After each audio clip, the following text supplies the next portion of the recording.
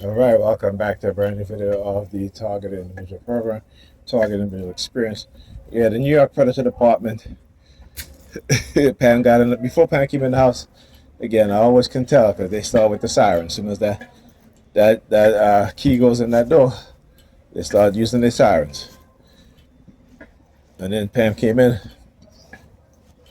sat down next to me, started doing these hand signals. Oh, I want to craft. I want to craft. I want to craft something. And I'm like, okay, you came in the house after 7 o'clock, and you want to talk about you want to craft something. You know what I'm saying? But it's all just to do these hand signals. So I recorded her. She didn't even realize I was recording her. But she her doing these hand signals and shit like that, sticking her hands in her ears and that sort of thing. All right, look at the clown over there, wearing all black. You know what I'm saying? But so she, like I said, she came in the house, sat down next to me, and I forgot to mention this. So she called me earlier, and she was like, "Can you do laundry?" I said, "No." So that's another reason why, like I talk about how they belong to these cults and some of these predators on the police department and in the churches, right? They're the cult leaders. I told her already. I said, "Look, another dude wearing all black." In the corner, look at him. Go stand right there. Look at him. Turn around and walk back the other way. Goodbye. Goodbye, motherfucker.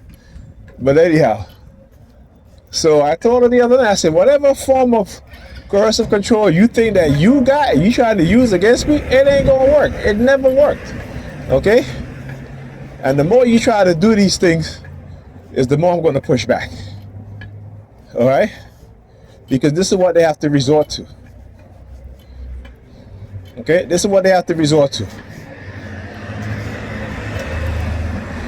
All right, this is liberalism, feminism, toxic feminism, and toxic liberalism.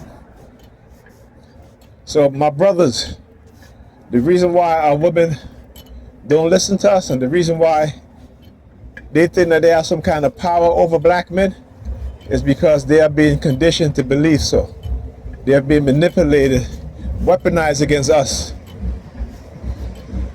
right? So they can have some false sense of power over black men. And this is white supremacy and the white supremacists. And our women refuse to understand that. Because to see the war is against the black man. It's against black people, but ultimately the war is against the black man. And a lot of them are raising black boys who are going to grow up to be black men. This is what they don't understand. But our women is the only group of women who are being conditioned in this manner. No other group of women are being conditioned that way. You need a Predator Department on there. No other group of women are being conditioned in the way our women are being conditioned. And it is conditioning. Right? It is conditioning.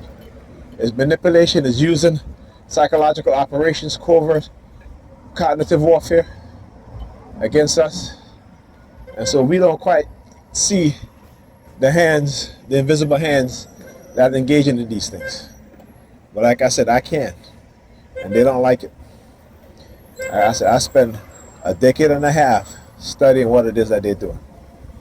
Studying how the things that they want me to believe, which I don't believe, I have to know. Particularly when it comes to, you see how hard women, we're all about our feelings.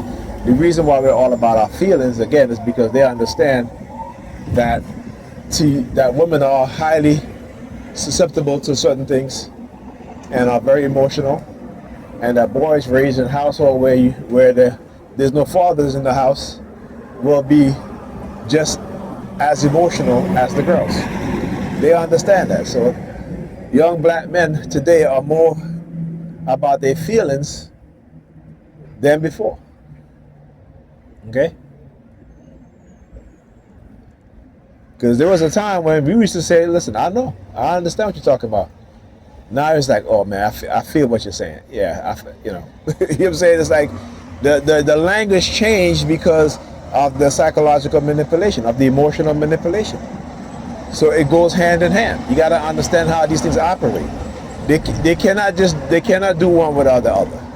in order for them to manipulate your emotions, right, the language have to mirror that emotional manipulation, right? So like the dudes in the video, I feel like my rights is being violated. No, it's either your rights are being violated or it's not being violated. Not that I feel like. So language is important. Language is important. So when you see young people today, I tell my daughter all the time, I say, when you're with me, you're going to speak properly. Okay? Because language is important. And I understand, with our creativeness, we can take anything and make something new from it. Right? But everything that we make from certain things is not meant to be positive and is not going to have a positive effect. Some of it will be detrimental. So being able to identify these things and to say, if this is going to be detrimental, we need to leave it alone. Right? Because we are a creative people. And that's one thing that they know. They're not as creative as us. And again, ain't nothing wrong with that. It's just that, we are the mothers and fathers of mankind, of humankind. Anyhow, let's talk to you guys in this video.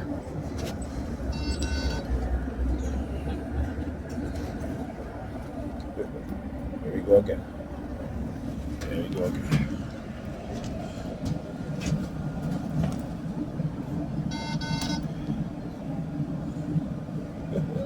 Let's try one more time.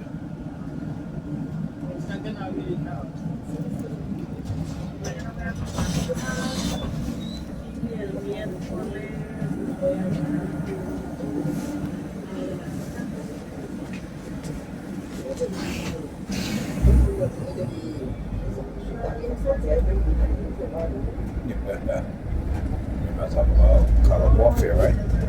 I understand what it is that they do. The only people that struggle is them, not us as two eyes. Understand that.